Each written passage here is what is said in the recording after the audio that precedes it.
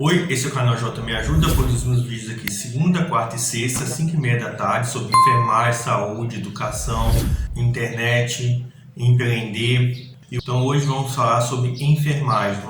Capítulo 7. Da Instrução. Artigo 70. O presidente da Comissão de Instrução, após notificado de sua nomeação e da instauração do processo ético-disciplinar pelo plenário, deverá determinar, no prazo de 5 dias, a citação do denunciado para apresentar defesa prévia, no prazo de 15 dias. Artigo 71. Na defesa prévia, o denunciado poderá arguir preliminares e alegar tudo o que interesse à sua defesa, expondo as razões de fato e de direito, oferecer documentos e justificações, especificar as provas pretendidas e arrolar até 3 testemunhas, qualificando-as e requerendo sua intimação, quando necessário. Artigo 72. Regularmente citado, e não apresentando defesa no prazo legal, o denunciado será declarado réu nos autos e, caso não tenha constituído defensor, o presidente da comissão de instrução nomeará um defensor dativo para apresentar a defesa no prazo de 15 dias, a contar da nomeação. 1. A nomeação de defensor dativo deverá recair em profissional de enfermagem de categoria igual ou superior ao denunciado, desde que não exerça a função de conselheiro do sistema COFEN em conselhos regionais de enfermagem, ou, facultativamente, em advogado que não seja procurador do sistema COFEN, conselhos regionais de enfermagem. 2. O denunciado réu poderá intervir em qualquer fase do processo, não lhe sendo, contudo, devolvidos os prazos vencidos. Artigo 73. Recebida a defesa prévia, o presidente da comissão de instrução, conforme o caso, determinará a realização das diligências que entender pertinentes e designará dia, hora e local para ouvir as partes, as testemunhas arroladas e as determinadas pela comissão, observados os prazos mínimos para a realização dos atos preparatórios de intimações e notificações. Artigo 74. Na audiência de instrução, deverá proceder-se à tomada de declarações do ofendido, à inquirição das testemunhas arroladas pela acusação e pela defesa, nesta ordem, bem como aos esclarecimentos das diligências, às acariações e ao reconhecimento de pessoas e coisas, interrogando-se, em seguida, o denunciado. Artigo 75. Às partes, será concedido o prazo de 3 dias, após intimação, para impugnação de documentos novos. Artigo 76. Surgindo, em qualquer momento da fase de instrução, provas de elementos ou circunstâncias da infração ético-disciplinar, não referidas pelo conselheiro relator na fase de admissibilidade, deverá a comissão de instrução intimar as partes para manifestação no prazo de 5 dias, ocasião em que poderão produzir provas. Artigo 77. Encerrada a instrução processual, o presidente da comissão determinará a intimação das partes para apresentação das alegações finais, no prazo de 10 dias. Artigo 78. Concluído o procedimento, a comissão de instrução elaborará relatório dos trabalhos realizados, contendo a narrativa objetiva dos fatos apurados, os apontamentos das provas testemunhais e materiais colhidas, emitindo conclusão fundamentada sobre a caracterização da infração ético-disciplinar. Parágrafo único. No relatório da comissão não poderá conter indicação de penalidade a ser imposta. Artigo 79. Entregue o relatório, o presidente do Conselho determinará a extração de cópias, ou a remessa em arquivo digital para os membros do plenário das seguintes peças: parecer inicial, defesa prévia, laudos periciais, alegações finais, relatório final. Parágrafo único. O presidente do Conselho distribuirá os autos, no prazo de 5 dias, a um conselheiro, que emitirá parecer conclusivo para julgamento do plenário. Seção I. Das testemunhas. Artigo 80. Toda pessoa poderá ser testemunha. Artigo 81.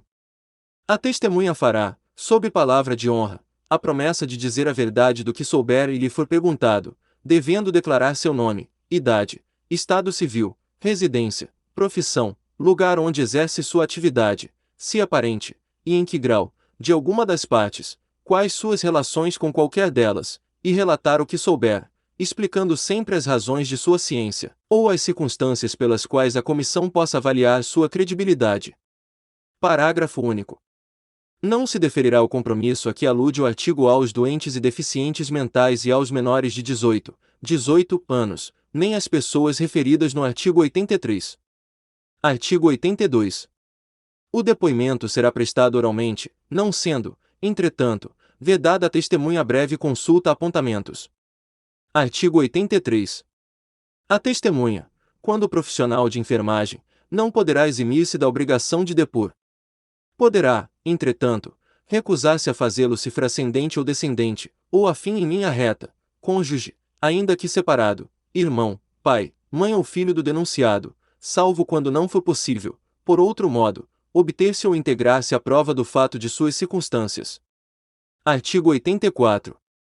O presidente da comissão de instrução, quando julgar necessário, poderá ouvir outras testemunhas além das indicadas pelas partes.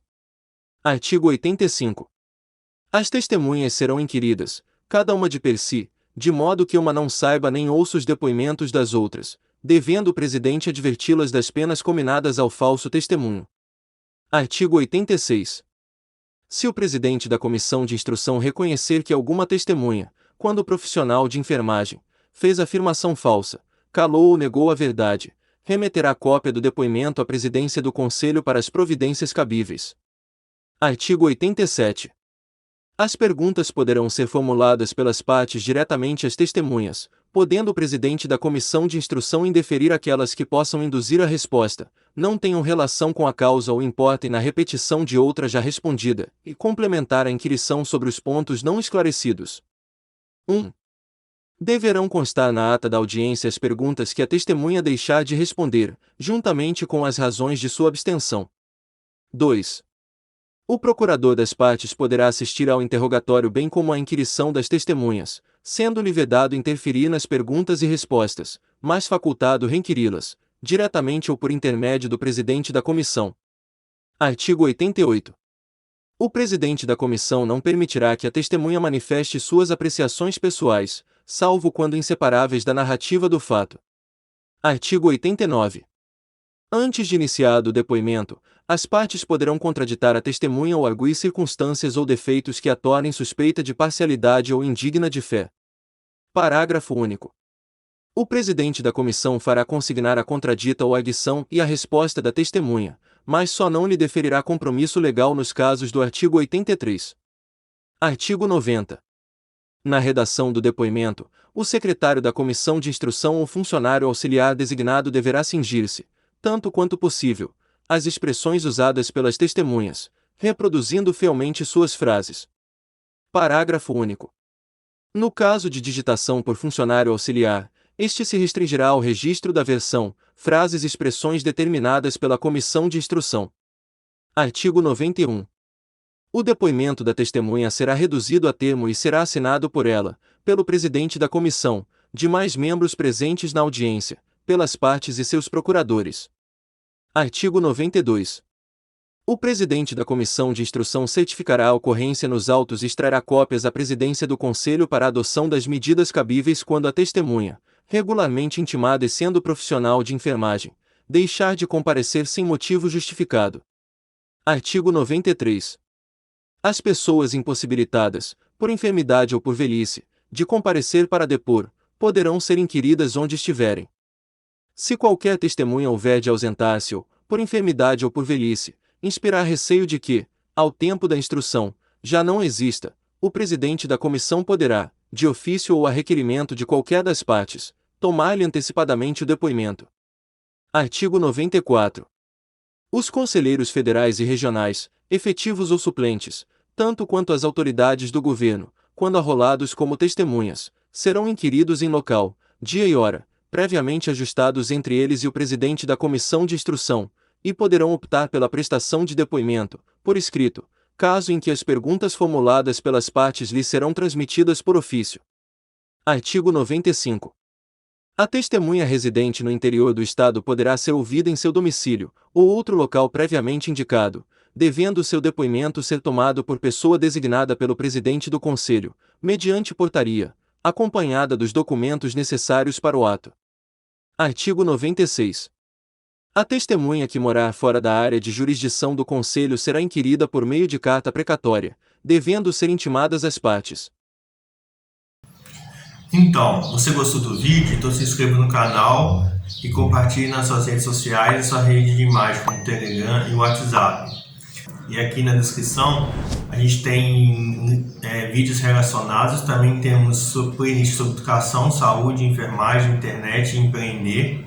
Aqui na descrição também temos produtos gratuitos sobre e-book, curso e outros produtos digitais.